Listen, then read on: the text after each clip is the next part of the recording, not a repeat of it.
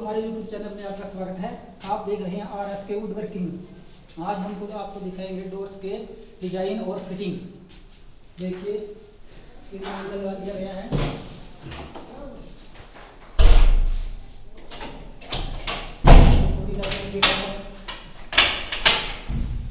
और ये खिड़की के पल्ले भी लगाए गए हैं। ये देखिए और एक डोर सील लगाया गया है।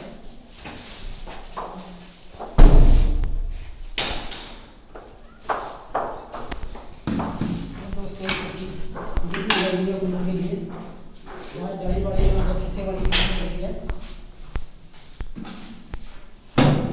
और बहुत ही अच्छा लग रहा है। डिजाइन सिंपल डिजाइन है।